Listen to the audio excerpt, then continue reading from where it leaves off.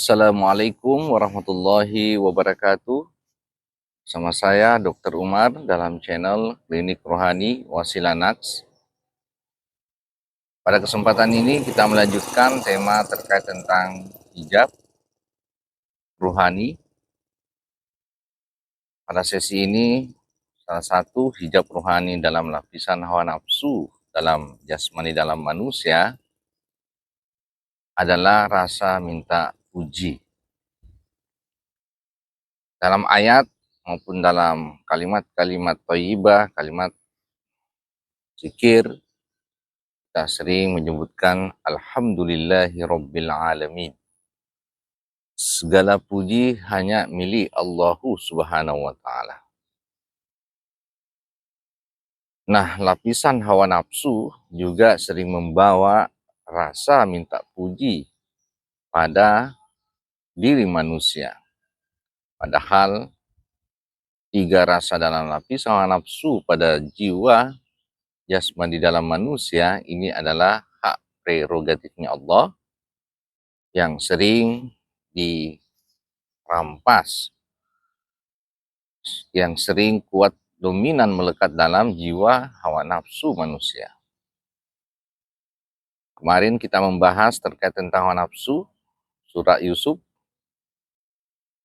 5:3 ya, bahwa sesungguhnya nafsu itu akan cenderung pada kejahatan atau keburukan, kecuali adalah hawa nafsu atau nafsu di dalam bimbingan Allah, dalam kasih sayang Allah Subhanahu wa Ta'ala.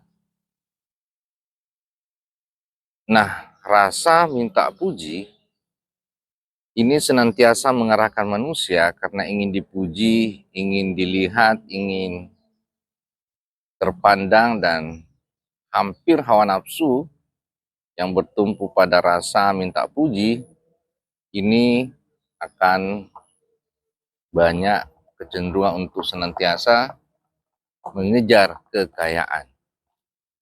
Menganggap kekayaan adalah segalanya.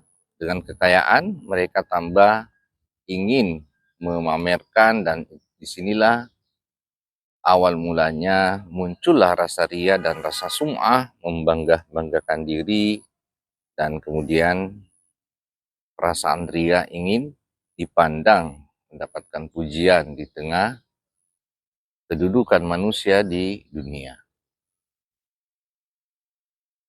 Nah, apa yang menjadi karakter dominan pada lapisan karakter hawa nafsu, rasa minta puji ini? Bahwa manusia di akhir zaman berlomba-lomba mengejar, menguras tenaga, waktu, mengejar dunia dan kekayaan. Siklus sehari ya hampir dikatakan tanpa adanya visi dan misi ruhani, misi ketuhanan, maka hampir manusia ini akan terjaga hanya mengejar duniawi kekayaan saja. Padahal itu dalam konteksnya adalah menambah kekuatan dan ketebalan lapisan hawa nafsunya. Mereka tidak lagi mengenal mencari jalan pulang, mencari akhirat, semuanya hanyalah dunia.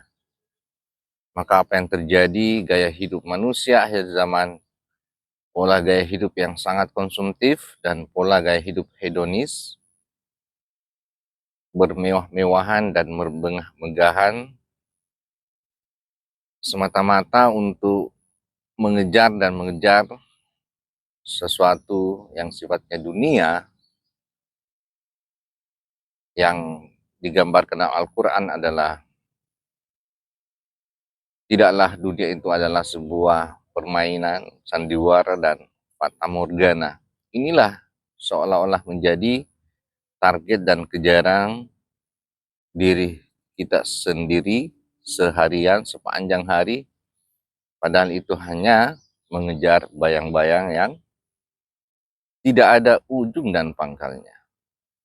Disitulah umat sampai kehilangan identitas.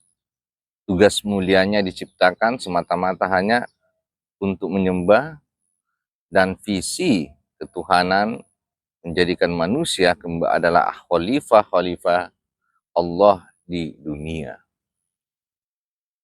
Kembali menjadi khalifah, hidup dengan niat semata-mata beribadah kepada Allah Subhanahu wa Ta'ala. Ini yang telah menjadi warna dan corak akhir zaman. Manusia dan umat beragama sudah kehilangan sistem dan metodologi untuk mencari jalan pulang. Semuanya hanya mengejar kesenangan dan kenikmatan jasmaninya. Oleh sebab itu, dalam sistem dan metodologi ruhani, ada guru rohani, ada guru zahir yang membimbing rohani kita. Itu sebaliknya akan membimbing rohani kita dengan membunuh dan mengendalikan hawa nafsu melalui sebuah tugas dalam adab berguru. Tugas dalam metodologi, adab berguru, dan segala sesuatunya yang berkaitan dengan metodologi dan sistem, di baliknya itu sebenarnya adalah sekolah pembelajaran untuk menundukkan dan menghabisi yang namanya hawa nafsu itu. La haula wa la quwata illa billah. La ilaha illallah. Inilah dua kalimat yang luar biasa, gampang diucapkan, tapi prakteknya adalah seolah-olah itu membunuh diri sendiri. Itulah jihad di akhir zaman.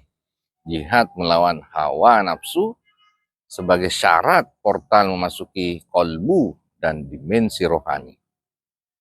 Jadi, kalau tanpa ada sistem dan metodologi dan tidak menggandeng guru rohani yang mutlak yang membawa channel wasilah ketuhanan, maka yakin dan percaya perjalanan kita pasti akan disambar iblis, akan disambar hawa nafsu kita sendiri.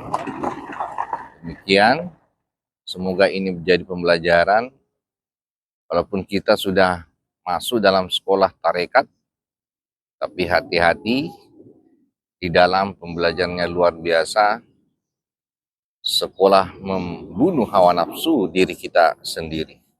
Untuk itu sekali lagi mari meningkatkan kepatuhan dan adab berguru kita, karena disitulah kuncinya sebelum masuki portal dimensi dan adaptasi sistem dan metodologi ruhani. Akhirul kalam, semoga bermanfaat. Ilahi anta maksudi wa ridha matlubi. Wassalamualaikum warahmatullahi wabarakatuh.